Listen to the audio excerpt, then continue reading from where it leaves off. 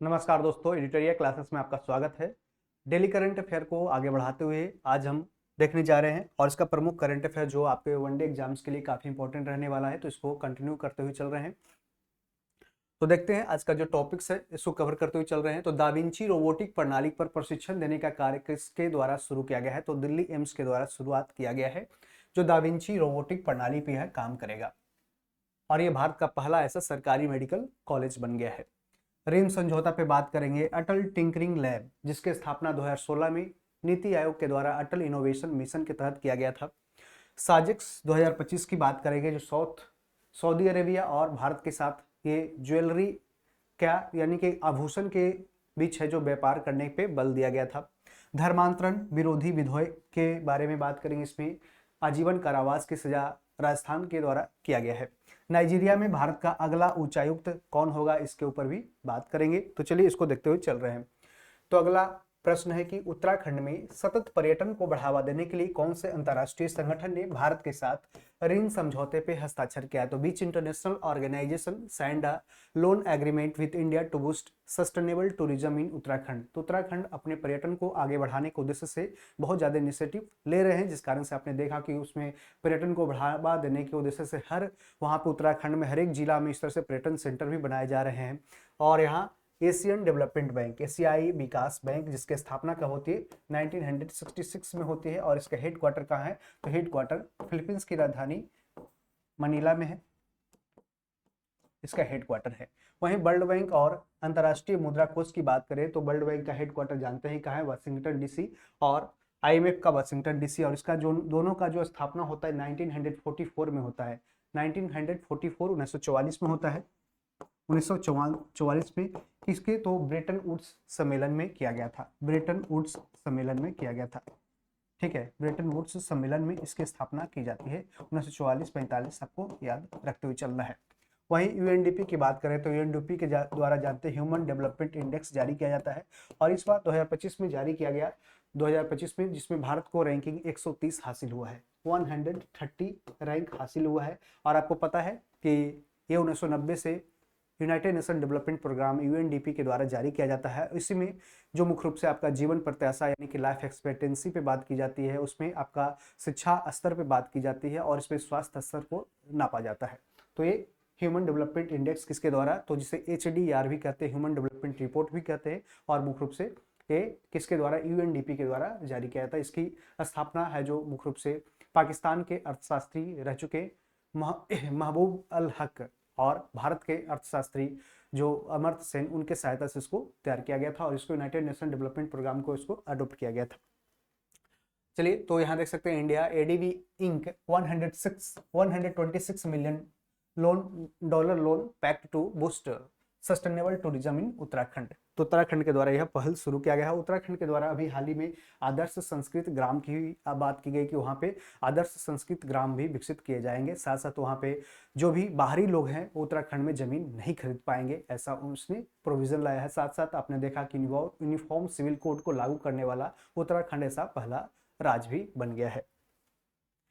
तो भारत और एशियाई विकास बैंक ने उत्तराखंड में सतत पर्यटन को बढ़ावा देने के लिए 126 मिलियन डॉलर के ऋण समझौते पे हस्ताक्षर किया है। यह परियोजना मुख्य रूप से टिहरी गढ़वाल जिले में केंद्रित है, जो जलवायु के प्रति संवेदनशील और आर्थिक रूप से यह वंचित क्षेत्र है और इसमें मुख्य रूप से टूरिज्म को विकसित करने के उद्देश्य से यह काम किया जाएगा। इसका उद्देश्य है कि 87,000 से अधिक स्थानीय निवासियों और 2.7 मिलियन वार्षिक जो वहाँ पे आते हैं लोग, पर्यटक आते हैं, उनको क्या करना है? लाभान्वित करना है। यानी इस तरह से पर्यटन को इस तरह से सुनिश्चित करना है कि लोग आए, यहाँ पे देखें और यहाँ पे लंबे समय तक रहे, ताकि वहाँ के आसपास के जो लेबर हैं, वहाँ मजदूर हैं, यहाँ पे जो आसपास के जो लाइवलीहुड्स है उसका भी देखभाल किया जा सके, उसका भी है जो इस तरह से जीवन यापन चल सके, इसके लिए भी प्रयास किया जा रहा है।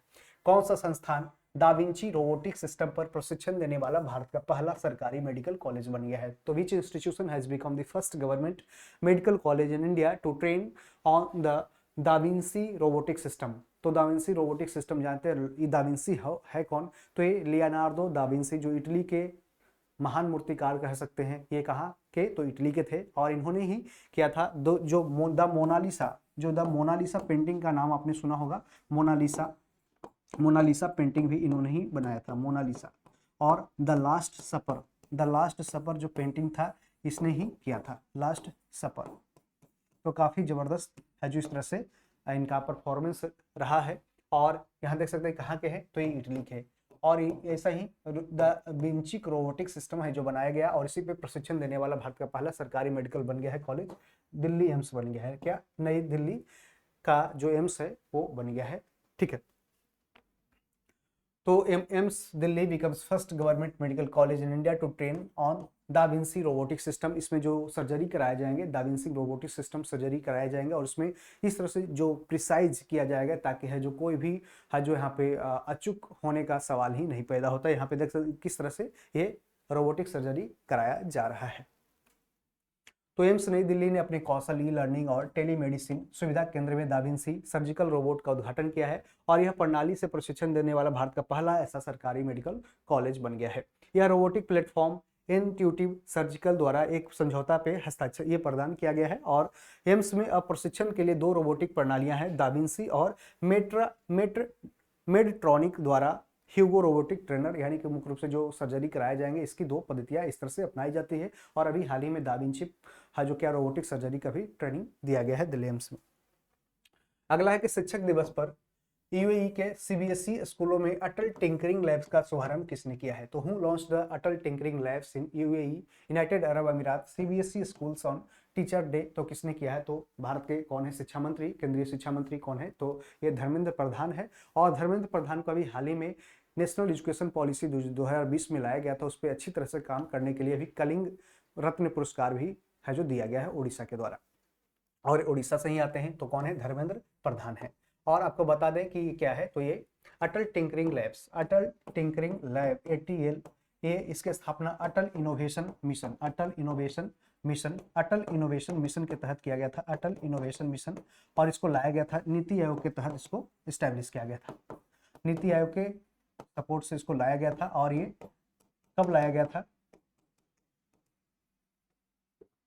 2016 में इसको लाया गया। कब? 2016 में इसको लाया गया था। तो अटल टिंकरिंग लैब्स मुख्य रूप से क्या, तो इसमें भारत में अलग अलग जगहों पे साइंस एंड टेक्नोलॉजी को प्रमोट करने के उद्देश्य से आगे बढ़ाया जाएगा, और ऐसे लैब्स स्थापित किए जा रहे हैं। तो ये नीति आयोग की पहल थी। और नीति आयोग के बारे में जानते हैं कि इसकी स्थापना प्लानिंग कमीशन को रिप्लेस करते हुए, इसकी स्थापना 1 जनवरी 2015 को होती है, और इसके अध्यक्ष होते हैं कौन? जानते हैं, प्रधानमंत्री होते हैं। और उपाध्यक्ष अभी कौन है? तो सुमन बेरी हैं। और इसके BVR सुब्रमण्यम कौन है? तो इसके अभी CEO हैं। ठीक है, तो CEO BVR सुब्रमण्यम, उपाध्यक्ष कौन है? तो ये सुमन बेरी हैं। और अध्यक्ष कौन है? प्रधानमंत्री होते हैं। और इसकी जो अप्रोच है ये क्या करती है, तो ये बॉटम टू टॉप, यानी कि ऊपर से नीचे नहीं देखती है, काम नहीं करती है, नीचे का जो प्रॉब्लम है उसको ऊपर ले जाती है, और एक थिंक टैंक बॉडी के रूप में यह काम करती है। तो इसको आपको देखते हुए चलना है, क्या एक विजनरी डॉक्यूमेंट पे भी काम, विजन डॉक्यूमेंट पे भी यह काम करती है। जैसा वो 5 साल का प्लानिंग कमीशन था, 5 ईयर प्लान पे काम करता था, ऐसा इसका मुख्य उद्देश्य क्या है, तो 3 साल, 1 साल, 7 साल, इस तरह से डिवाइड कर दिया है, और उस पर एक विजन डॉक्यूमेंट बना रहा है। तो ये नीति आयोग क्या है? एक थिंक टैंक बॉडी है, और ये प्रधानमंत्री के अध्यक्षता में काम करता है। अभी अमित शाह क्या है, तो गृह मंत्री हैं, सहकारिता मंत्री हैं। राजनाथ सिंह क्या है, तो रक्षा मंत्री हैं। और नरेंद्र मोदी जानते हैं कि प्रधानमंत्री हैं। अभी मणिपुर की यात्रा भी गए हैं। Union minister Dharmendra Pradhan launches Atal tinkering labs in UAE CBSE schools on teacher day. Teacher day जानते हैं 5 सितंबर को शिक्षक दिवस के अवसर पर मनाया जाता है।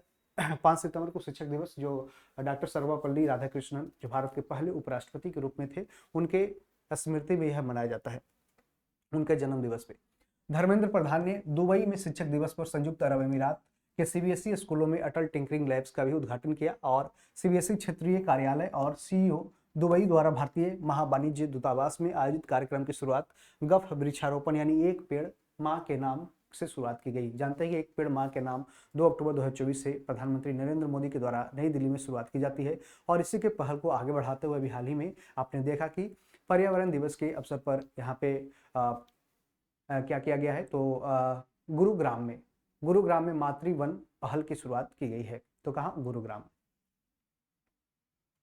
अगला है कि भारत और सऊदी अरब के बीच में आभूषण व्यापार को मजबूत करने के लिए जिद्दा, सऊदी अरब के शहर जिद्दा में शुरू की गई पहल का नाम क्या है? तो what is the name of the initiative launched in Jeddah to strengthen jewellery trade between India and Saudi Arabia? यानी कि जो ज्वेलरी का एक्सपोर्ट करना या ज्वेलरी का इंपोर्ट करना, दोनों कंट्री के बीच में ट्रेड स्थापित करना, इसके लिए भारत और सऊदी अरेबिया के बीच में समझौता हुआ और इसका नाम दिया गया है साजेक्स। क्या? साजेक्स। यानी साजेक्स का मतलब क्या है? तो यहाँ देख सकते हैं Saudi Arabia jewellery exposition, Saudi Arabia jewellery exposition, SAJEX इसका नाम दिया गया है। तो ये कहाँ? तो भारत और सऊदी अरेबिया के बीच में जेद्दाह सऊदी अरब में किया गया है। इसमें मुख्य रूप से भारत किस तरह से इसका डील करेगा जानते हैं कि भारत में सूरत जैसे प्रमुख शहर है, सूरत हो गया, इसमें मुख्य रूप से सूरत में जो हीरा का व्यापारी ज़्यादा रहते हैं, वहाँ पे हीरा का व्यापार ज़्यादा होता है, हीरा का पॉलिशिंग होता है, तो इस कारण से ऐसे ज्वेलरी है जो यहाँ बनाए जाते हैं और इसका आने वाले समय भारत के अलग अलग देश में भी, ऐसे अलग अलग राज्यों में भी इस तरह से सेंटर खोले जा रहे हैं।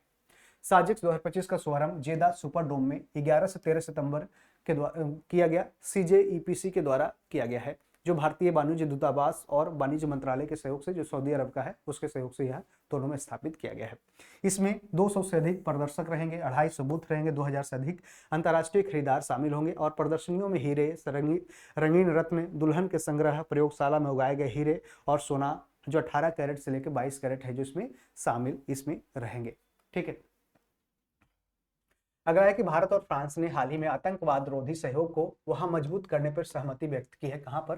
तो ये where did India and France recently agree to strengthen counter terrorism ये कोऑपरेशन। यानी कि जानते हैं कि भारत और फ्रांस है जो आतंकवाद का काफी है जो विरोध करता है और इस कारण से ऐसे पहल है जो अभी स्थापित किया गया है भारत और फ्रांस के बीच में। कहाँ पे? तो पेरिस में इसका आयोजन किया गया और इसमें मजबूती रूप से आतंकवाद का विरोध करता है। जिस तरह से आपने देखा कि पहलगाम में आतंकी हमला हुआ 22 अप्रैल को, जिसमें 28 लोग है जो शहीद हो गए और उसमें देखें आपने कि वहाँ पे जो पर्यटन गए थे पहलगाम में, वहाँ पे उन पे अटैक किया गया था और उसी के बाद ऑपरेशन सिंदूर 7 मई 2025 को लॉन्च किया गया था भारत सरकार के द्वारा और उसके बाद पाकिस्तान के जो टेररिस्ट जो आउटफिट्स थे उसको भी समाप्त किया गया। तो इस कारण से आपने देखा कि आतंकवाद को समाप्त करने के उद्देश्य से इस तरह से पहल लाया गया, जिसके कल भारत और पाकिस्तान के बीच में है जो सऊदी ये यूनाइटेड अरब अमीरात में ही क्या UAE में मैच खेला जा रहा था और उसमें है जो काफ़ी विरोध भी देखने को मिला था। आपने देखा भी था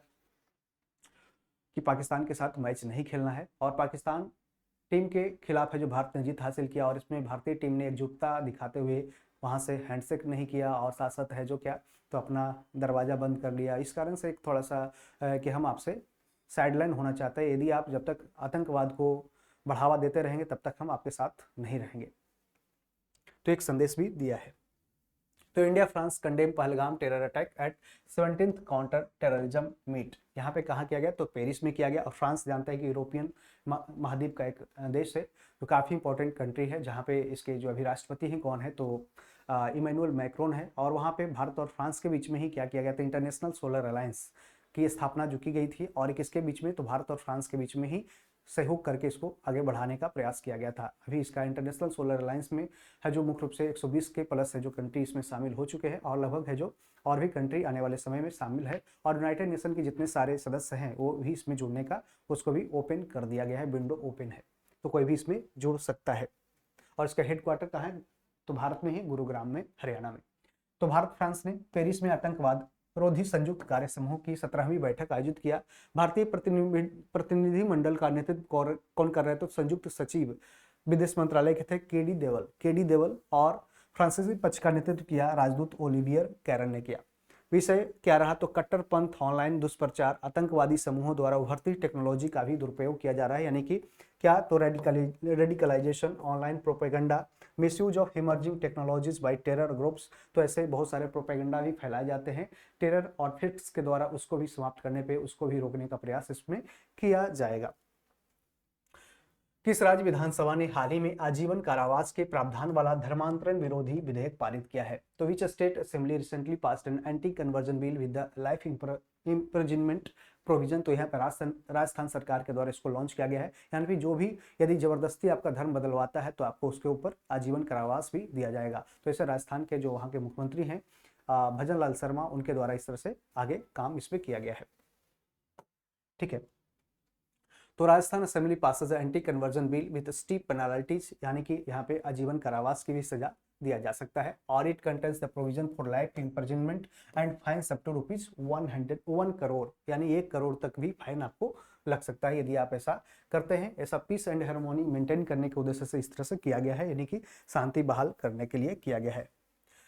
तो राजस्थान विधानसभा ने मानसून सत्र के दौरान राजस्थान विधि विरुद्ध धर्म परिवर्तन प्रतिषेध विधेयक 2025 पारित किया और इसमें जबरन या धोखाधड़ी से धर्म परिवर्तन कराने पर कुछ वर्षों की जेल से लेकर आजीवन कारावास तक के भी कठोर सजा का इसमें प्रावधान दिया गया है। और राजस्थान के बारे में जानते हैं इंपॉर्टेंट, तो कौन से एनजीओ को 2025 का रेमन मैग्सेसे पुरस्कार मिला है, तो एजुकेट गर्ल्स राजस्थान का है। एजुकेट गर्ल्स इसमें महिलाएं या बच्चियों को किस तरह से शिक्षा को आगे हासिल करना है उसके लिए है जो काम करती है एनजीओ, इसके लिए रमन मैग्सेसे पुरस्कार दिया गया है 2025 का। और जानते हैं कि ये क्या है, तो एशिया का नोबेल प्राइज है और 1958 में है जो पहली बार भारतीय को दिया गया था नोबेल प्राइज। और ये नोबेल एशिया का नोबेल प्राइज जिसे रमन मैग्सेसे प्राइज कहा जाता है और किसको दिया गया था, तो आचार्य विनोबा भावे को दिया गया था, जो मुख्य रूप से भारत में है जो क्या गिफ्ट ऑफ लैंड शुरुआत किया था, यानी कि जो जमीन देने का भूदान आंदोलन शुरू किया गया था, उनके लिए यह दिया गया था। भारत का पहला फाइटोसौर जीवाश्म कहाँ पे मिला है, तो जैसलमेर राजस्थान में इस तरह से फाइटोसौर मिला है, यानी कि फाइटोसौर जीवाश्म यानी पुराना एक जीवाश्म मिला है, कहाँ पे, जैसलमेर राजस्थान में। और इंडस वैली सिविलाइजेशन का जो थार मरुस्थल में एक पहला ऐसा साइट मिला है, ये जैसलमेर में ही मिला है, कहाँ, जैसलमेर राजस्थान में।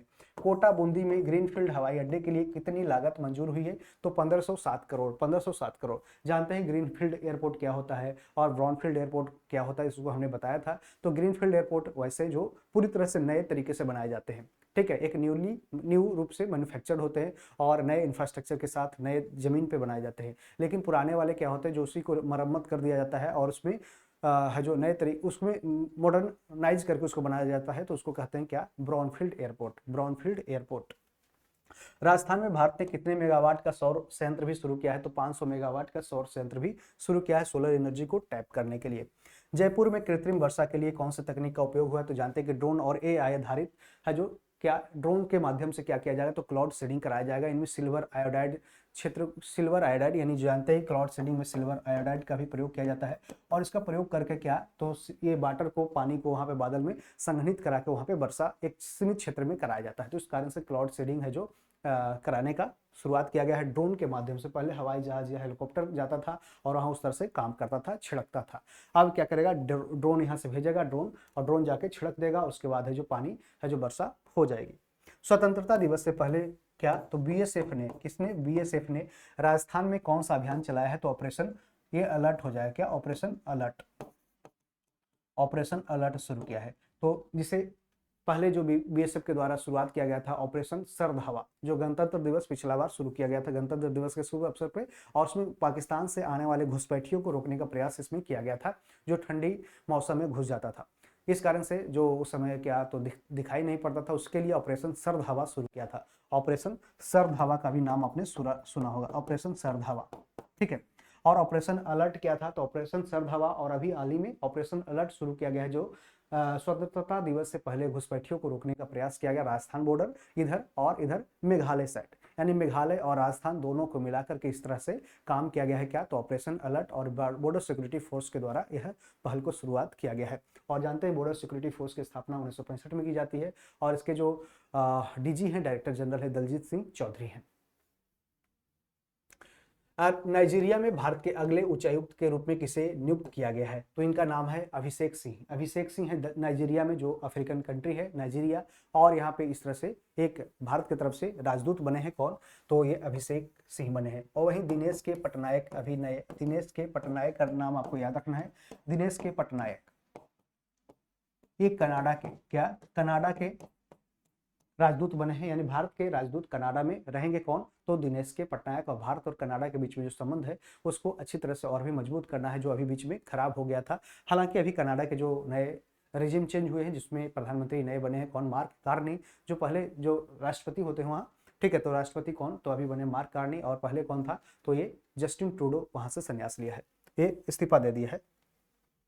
यहाँ देख सकते हैं नाइजीरिया का लोकेशन, और यहाँ पे नाइजीरिया की राजधानी कहाँ है, अबूजा है। और यहाँ पे नाइजर रिवर है, जो यहाँ देख सकते हैं नाइजर रिवर है, जिस तरह से बहते हुए आ रहा था। नाइजर आसपास पड़ोसी देश है, नाइजर हो गया, चाड हो गया, कैमरून हो गया, ठीक है, और इस तरह से लागोस हो गया, इसके प्रमुख शहर है लागोस भी। और यहाँ पे इस तरह से देख सकते हैं कहाँ, तो यहाँ ये हैं कौन, तो यही है अभिषेक सिंह जो बने हैं क्या, तो high commissioner of India to federal republic of Nigeria appoint किए गए हैं। 2003 बैच के वरिष्ठ भारतीय विदेश सेवा के अधिकारी हैं अभिषेक सिंह। ये नाइजीरिया में भारत का अगला उच्चायुक्त नियुक्त किए गए हैं और ये वर्तमान में विदेश मंत्रालय में अभी संयुक्त सचिव के रूप में काम कर रहे थे। चलिए आईएमडी का अभी वर्ल्ड टैलेंट रैंकिंग आया, विश्व प्रतिभा रैंकिंग 2025 आया। इसमें कौन से देश ने शीर्ष स्थान हासिल किया है? हालांकि भारत के द्वारा इसको काफी है जो शुरू से इसको विवादित माना गया है और इसका विरोध भी किया गया है कि इसमें है कि वर्ल्ड टैलेंट रैंकिंग में भारत का स्थान है जो काफी कम दिया जाता है। और अभी इस बार क्या हुआ कि 2025 में स्कोर किया गया है भारत की तरफ से 0, क्या स्कोर 0 रहा। और इसमें रैंक कितना रहा भारत का, तो भारत का रैंक रहा इसमें 69, यानी सबसे लास्ट, यानी अंतिम, सबसे अंतिम पोजीशन किसका रहा, तो भारत का रहा। किसका? भारत का रहा 2025 में। और फर्स्ट पोजीशन किसका रहा, तो फर्स्ट स्विट्जरलैंड, जिस कारण से भारत के द्वारा इसका विरोध भी किया जाता है और भारत इसमें पूरी तरह से भाग भी नहीं लेता है, जिस कारण से यहाँ देख सकते हैं भारत की रैंकिंग 69 रही और सबसे अंतिम स्थान रहा, तो स्विट्जरलैंड याद रखना। तो IMD world talent ranking 2025 top 10 labs, top 10 hubs across the globe and where India stands. तो यहाँ पे देख सकते हैं इंडिया का स्टैंड क्या रहा, तो इसमें इंडिया जो 69 से यहाँ पे देख सकते हैं 63rd प्लेस है, 63rd है with an over score of, पिछले साल की बात कर रहे हैं तो पिछले साल का हमने पढ़ लिया था, तो उसमें है जो 0 और 69 था। और इसमें यहाँ देख सकते 2025 में अभी रिपोर्ट आया था, हाँ इसमें 63वां स्थान है, तो 63वां स्थान है जो भारत का है। और इसमें ओवर स्कोर कितना रहा, तो 36.6 रहा, 36.06 रहा। और इसमें देख सकते हैं कि ये डाउनवर्ड ट्रेंड है जो प्रीवियस साल से क्या, तो इस तरह से आप और भी है जो इसमें घटोतरी होता जा रहा है काफी। स्विट्जरलैंड है जो लगातार 10वें साल आईएमडी वर्ल्ड टैलेंट रैंकिंग 2025 में प्रथम स्थान पर बना हुआ है। यूरोपीय देश रैंकिंग में इसको यहाँ पे देख लेंगे, ये कब पिछले साल का था, ठीक है, तो ये अभी 63rd कर लेंगे और ये सबसे अंतिम स्थिति पे ही है, ठीक है। स्कोर भी चेंज कर लीजिएगा, ठीक है, स्कोर 63 है, यहाँ देख सकते हैं। तो यूरोपीय देश रैंकिंग में शीर्ष 10 में 7 स्थान है जो किसने, यूरोपियन कंट्री ने ही हासिल किया है।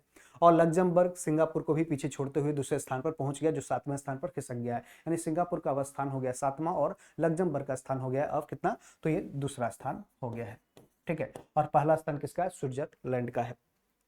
तो यहाँ देख सकते हैं फर्स्ट किसका है, स्विट्जरलैंड का, दूसरा लग्जमबर्ग, तीसरा आइसलैंड, चौथा हांगकांग, पांचवा नीदरलैंड, स्वीडन छठा, सिंगापुर सातवां, डेनमार्क आठवां, यूएई नौवां, 10वां ऑस्ट्रिया। इसमें टॉप 10 में 7 ऐसे देश है जो यूरोपियन कंटिनेंट के देश आते हैं। अगला है कि पहली बार दुनिया का सबसे अमीर व्यक्ति कौन बन गया है, तो ये बन गया है ये एलोन मस्क को पीछे करते हुए लैरी एलिसन बन गया है। और लैरी एलिसन कौन है, तो यहाँ देख सकते हैं ऑरेकल के क्या है, तो ये सीईओ है कौन, ये लॉरी एलिसन जो topple Elon Musk to become the richest man in the world for the first time. और ये पहली बार इस तरह से लैरी एलिसन क्या बने हैं, तो पहली बार दुनिया के सबसे अमीर व्यक्ति बन गए हैं लैरी एलिसन और एलन मस्क को भी पीछे छोड़ दिया है। तो ऑरेकल के ये संस्थापक हैं और सीईओ हैं कौन, तो एलिसन, ये एलन मस्क को पीछे छोड़ते हुए दुनिया के सबसे अमीर व्यक्ति बने। और ब्लूमबर्ग बिलियनियर्स इंडेक्स के अनुसार एलिसन ने 101 अरब डॉलर की संपत्ति जोड़ी है, यानी कि अपने रेवेन्यू हासिल की है, जिससे उनकी कुल संपत्ति अब 393 अरब डॉलर हो गई, जबकि मस्क की संपत्ति क्या है, 385 अरब डॉलर। 81 वर्षीय एलिसन पहली बार है क्या, तो शीर्ष स्थान पर पहुंचे, तो इनका उम्र 81 वर्ष हो चुका है। अर्थशास्त्र के लिए पीवी नरसिम्हा राव स्मृति पुरस्कार से मरणोपरांत किसे सम्मानित किया गया, तो who was posthumously conferred with the PV Narasimha Rao memorial award for the economics. तो ये किसको दिया गया, डॉक्टर मनमोहन सिंह जो भारत के प्रधानमंत्री हैं और इन्होंने उस समय 1991-92 में ओपन इकोनॉमी को बढ़ावा देने के उद्देश्य से इन्होंने लिबरलाइजेशन, प्राइवेटाइजेशन और ग्लोबलाइजेशन यानी एलपीजी मॉडल को आगे बढ़ाने के उद्देश्य से काम शुरू किया था, जिस कारण से भारत का अर्थव्यवस्था खुल गया था, ओपन हो गया था। और उसमें प्रधानमंत्री कौन थे, तो पीवी नरसिम्हा राव। और उन्हीं का PV Narasimha Rao memorial award अभी हाल ही में इकोनॉमिक्स के क्षेत्र में दिया गया किसको, तो उस समय के वित्त मंत्री रह चुके डॉक्टर मनमोहन सिंह को दिया गया और इनका अभी हाल ही में निधन भी हुआ है। पीवी नरसिम्हा राव अवार्ड दिया गया किसको, तो यहाँ देख सकते हैं। और इनके जो वाइफ हैं गुरशरण कौर, इन्होंने यह है जो रिसीव किया उनके बिहाफ थे। तो पूर्व प्रधानमंत्री और प्रख्यात अर्थशास्त्री डॉक्टर मनमोहन सिंह को मरणोपरांत अर्थशास्त्र के लिए पीवी नरसिम्हा राव स्मृति पुरस्कार दिया गया है। यह पुरस्कार भारत के आर्थिक परिवर्तन और राष्ट्र निर्माण में उनके योगदान के लिए दिया गया और यह सम्मान उनकी और उनकी पत्नी गुरुशरण कौर ने नई दिल्ली में एक समारोह में उनकी पत्नी ने हासिल किया। ये तो अब दुनिया में नहीं है, ठीक है। और इनके नाम पे ही बेंगलुरु में इस तरह से बेंगलुरु यूनिवर्सिटी का भी नाम इनके ऊपर किया गया। हिमाचल प्रदेश प्रशासन ने भी इसके ऊपर है जो काम किया है, नाम अपना चेंज किया है। ज्ञान भारतम सम्मेलन में प्रधानमंत्री मोदी कौन सी पहल का शुभारंभ करेंगे? तो what initiative will PM Modi launch at the ज्ञान भारतम कॉन्फ्रेंस? तो ये कहाँ, तो इस तरह से किया गया है। इसका नाम है पांडुलिपि डिजिटलीकरण पोर्टल, यानी कि जो मैन्युस्क्रिप्ट बहुत सारे यूज जो वैदिक सभ्यता से लेकर के पहले लिखे आ रहे थे उसको आगे बढ़ाने के उद्देश्य से यह शुरुआत किया गया है। तो क्या, तो मैन्युस्क्रिप्ट डिजिटलाइजेशन पोर्टल की शुरुआत की गई है और इसमें मुख्य रूप से उसको संजोगा जाएगा, उसको डिजिटलाइज किया जाएगा और आर्टिफिशियल इंटेलिजेंस वगैरह टेक्नोलॉजी से यूज करके उसको पढ़ाने का प्रयास भी किया जाएगा कि आने वाले समय में लोग इसको जान सकेंगे। तो PM Modi launches Gyan Bharatam portal gateway to ancient wisdom, यानी कि जो आप उसमें सीखेंगे क्या कि अलग क्या क्या उस समय शुरुआत किया गया था। नई दिल्ली में आयोजित ज्ञान भारतम पर अंतर्राष्ट्रीय सम्मेलन 3 दिवसीय रहा और इसमें पांडुलिपि विरासत के माध्यम से भारत के ज्ञान विरासत को पुनः प्राप्त करना ऐसा इसका लक्ष्य रहेगा। इसमें प्रधानमंत्री मोदी ज्ञान भारतम पोर्टल में भाग लेंगे और उसका शुभारंभ भी किए। पोर्टल का उद्देश्य रहा कि पांडुलिपि डिजिटलीकरण, संरक्षण और सार्वजनिक पहुंच में तेजी लाना, यानी कि लोग उसको आसानी से देख सके। इसमें 1 करोड़ प्लस है जो क्या पांडुलिपि का संरक्षण किया जाएगा और ये इस तरह से पोर्टल पर उपलब्ध रहेगा ताकि लोग उसको पढ़ सके, समझ सके। तो चलिए इसका करंट अफेयर का आज यहीं पे समाप्त करते हैं और इसका जो पीपीटी, बोर्ड पीपीटी आपको मिल जाएगा कहाँ पे, तो आपका एडिटोरिया एप्लीकेशन को डाउनलोड कर लेंगे, वहाँ से आपको इसका पीपीटी मिल जाएगा। तो चलते मिलते हैं अगले सेशन में, तब तक बने रहें। Thank you, all the best.